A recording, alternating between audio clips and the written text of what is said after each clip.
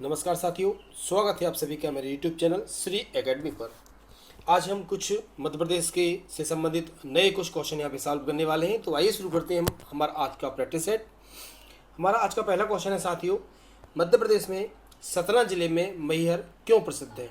आपको बताना है साथियों, सतना जिले में मैहर जो है वो किस बात के लिए प्रसिद्ध है। तो बताएंगे साथियों आप लोग, इसका राइट आंसर क्या है। सुंदर मंदिरों की खुदाई के कारण, प्रसिद्ध संगीतज्ञ के कारण, प्रसिद्ध वन विहार होने के लिए, या फिर ज्योतिर्लिंग के लिए। तो साथियों इसका राइट आंसर है हमारा ऑप्शन बी, प्रसिद्ध संगीतज्ञ के कारण। याद रखेंगे आप लोग, मध्य प्रदेश के सतना जिले में मैहर संगीत के कारण प्रसिद्ध है। यहाँ पर संगीत विद्यालय स्थापित किया गया है तथा यह उस्ताद अलाउद्दीन खां जैसे संगीतकार की कर्मभूमि भी रहा है। साथ में ही साथियों यह माँ शारदा के मंदिर के लिए भी विख्यात है। बात करेंगे साथियों हम अगले क्वेश्चन की। क्वेश्चन नंबर हमारा सेकंड है, अमजद अली खां क्यों प्रसिद्ध है। आपको बताना है साथियों, अमजद अली खां क्यों प्रसिद्ध हैं। गायन के लिए, सरोद वादन के लिए, सारंगी वादन के लिए, या फिर तबला वादन के लिए। तो साथियों इसका राइट आंसर है ऑप्शन बी, सरोद वादन के लिए। याद रखेंगे अमजद अली खां जो है सरोद वादन के लिए प्रसिद्ध हैं। रविशंकर सितार के लिए, जाकिर हुसैन तबला वादन के लिए। क्वेश्चन नंबर 3 की बात करेंगे, मध्य प्रदेश की राजधानी भोपाल स्थित रविंद्र भवन क्या है। आपको बताना साथियों, मध्य प्रदेश की राजधानी में भोपाल में स्थित रविंद्र भवन क्या है। सभागृह है, पुस्तकालय है, संग्रहालय है, या फिर इनमें से कोई नहीं। तो साथियों इसका राइट आंसर हो जाएगा हमारा ऑप्शन ए, सभागृह। याद रखेंगे मध्य प्रदेश की राजधानी भोपाल में रविंद्र भवन लगभग 4000 दर्शकों की क्षमता वाला एक सभागृह है, जो भारत के सर्वश्रेष्ठ सभागृहों में से एक है। यहाँ पे प्रतिवर्ष अनेक सांस्कृतिक कार्यक्रमों का आयोजन किया जाता है। क्वेश्चन नंबर 4 की बात करेंगे साथियों, मध्य प्रदेश में अधिकांश समारोहों का आयोजन कौन सी परिषद करती है। आपको बताना साथियों, मध्य प्रदेश में अधिकांश जो समारोह होते हैं उनका आयोजन कौन सी परिषद करती है। मध्य प्रदेश कला परिषद, मध्य प्रदेश साहित्य परिषद, भारत भवन, या फिर कालिदास अकादमी। तो साथियों इसका राइट आंसर हो जाएगा हमारा ऑप्शन ए, मध्य प्रदेश कला परिषद। याद रखेंगे आप लोग, ठीक है। मध्य प्रदेश में जितने भी अधिकांश समारोह आयोजित होते हैं उनका आयोजन जो है मध्य प्रदेश कला परिषद के द्वारा किया जाता है, और इस मध्य प्रदेश कला परिषद की स्थापना 1952 में हुई थी।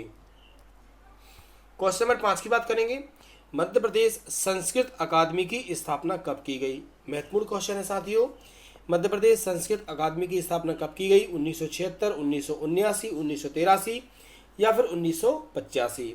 तो साथियों इसका राइट आंसर है ऑप्शन डी, 1985। याद रखना है आपको, 1985 में संस्कृत अकादमी की स्थापना की गई, 1978 में उर्दू अकादमी की स्थापना, 1979 में अलाउद्दीन खां संगीत अकादमी, एवं 1983 में सिंधी अकादमी की स्थापना की गई।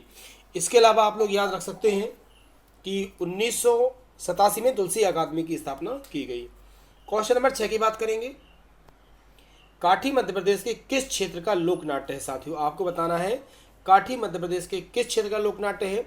निमाड़ का, बघेलखंड का, बुंदेलखंड का, या फिर मालवा का। काठी बहुत ज्यादा महत्वपूर्ण क्वेश्चन है साथियों, इसका राइट आंसर हो जाएगा हमारा ऑप्शन ए, निमाड़।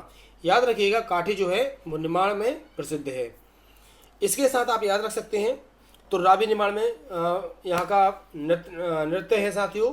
नौटंकी जो बुंदेलखंड का है, मटकी नृत्य है मालवा का, राई स्वांग बुंदेलखंड आदि। ये आपको याद रखना है साथियों। अगला हमारा क्वेश्चन है क्वेश्चन नंबर 7, माच। ये माच है, माच किस क्षेत्र का मुख्य लोक नृत्य है। ठीक है, बताइए, बुंदेलखंड है, बघेलखंड है, निमाड़ है, या फिर मालवा। तो साथियों इसका राइट आंसर है ऑप्शन डी, मालवा। याद रखिएगा माच जो है मध्य प्रदेश के मालवा अंचल का प्रमुख लोक नाट्य है। इसका जन्म जो है उज्जैन से माना जाता है। क्वेश्चन नंबर हमारा 8 है साथियों, गणगौर। आपको याद रखना है गणगौर प्रदेश के किस क्षेत्र का गायन है। निमाड़ का, मालवा का, बुंदेलखंड का, या फिर बघेलखंड का। बताइए साथियों गणगौर। तो गणगौर निमाड़, मालवा, बुंदेलखंड और बघेलखंड। तो इसका राइट आंसर है साथियों हमारा ऑप्शन ए, निमाड़। याद रखिएगा, ठीक है। गणगौर मुख्यतः राजस्थान का गायन और नृत्य है। यह मध्य प्रदेश के निमाड़ अंचल में गाया जाता है।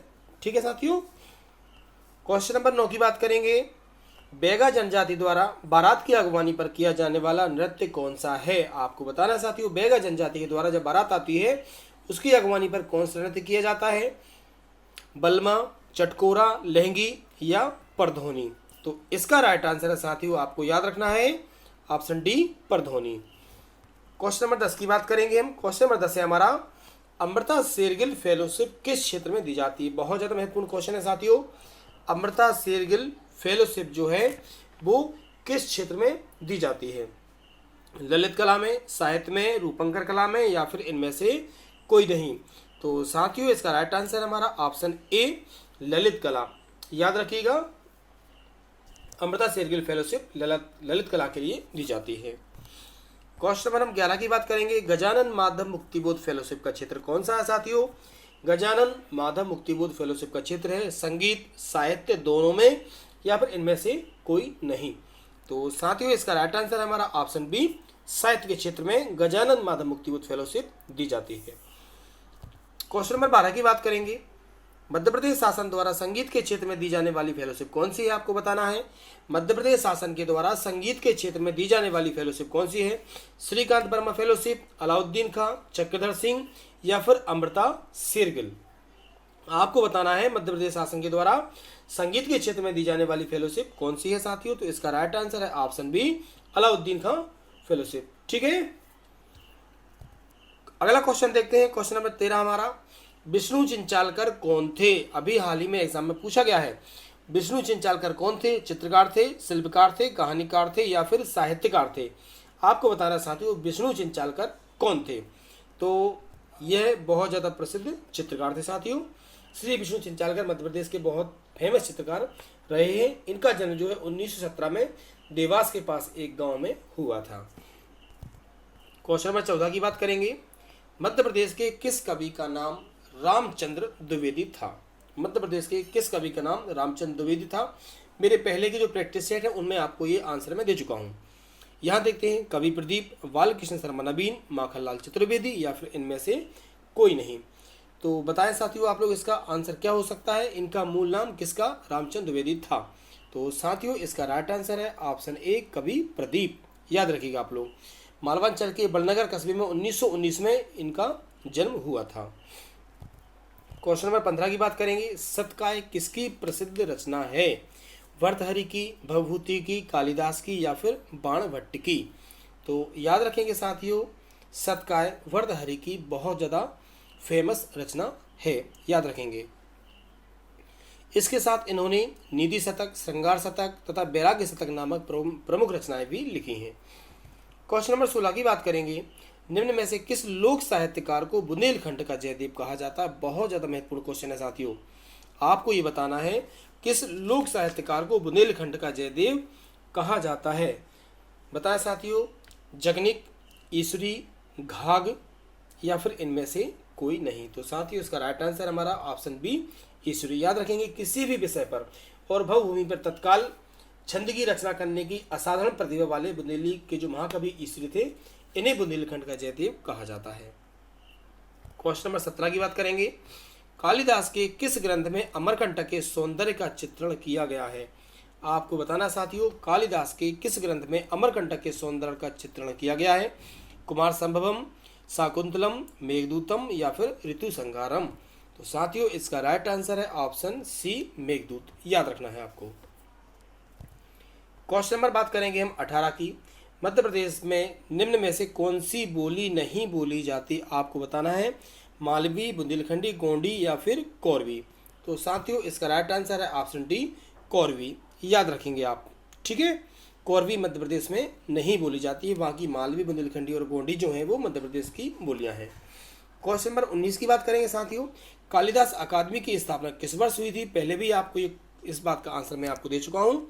बहुत ज़्यादा महत्वपूर्ण क्वेश्चन है साथियों। आपको बताना है कालिदास अकादमी की स्थापना कब हुई?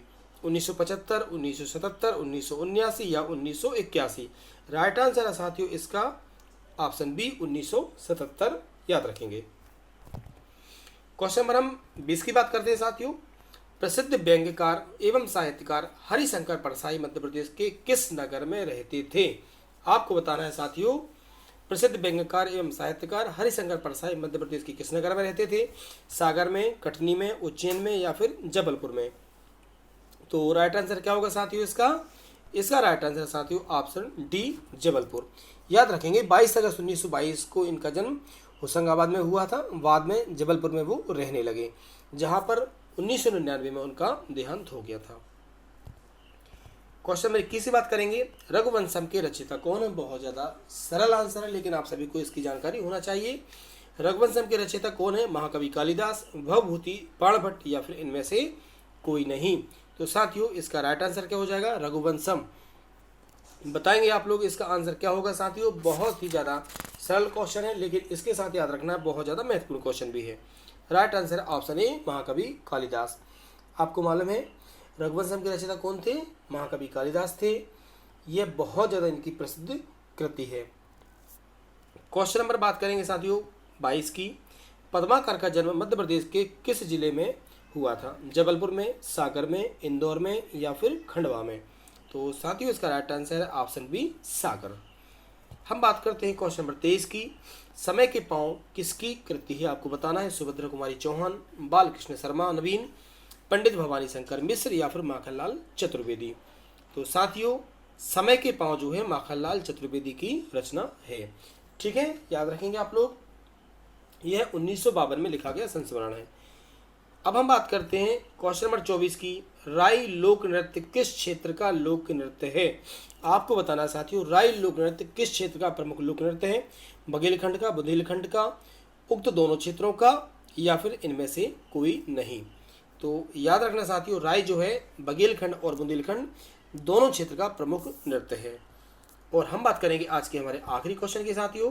भारत भवन की औपचारिक स्थापना किस वर्ष में की गई? आपको बताना है। बहुत ज़्यादा महत्वपूर्ण क्वेश्चन है साथियों। भारत भवन की औपचारिक जो स्थापना है किस वर्ष में की गई थी? तो इसका राइट आंसर साथियों 1982। ऑप्शन सी इसका सही है, याद रखेंगे। भारत भवन जो है सांस्कृतिक गतिविधियों को संरक्षण देने वाला प्रमुख केंद्र है। इसकी जो डिजाइन है प्रसिद्ध वास्तुकार चार्ल्स कोरिया ने तैयार की थी।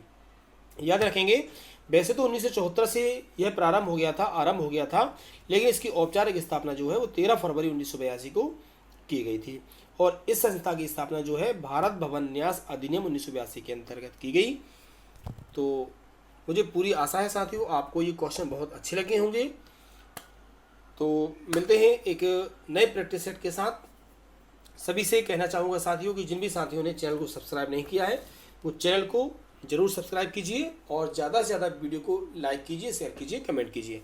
बहुत बहुत धन्यवाद।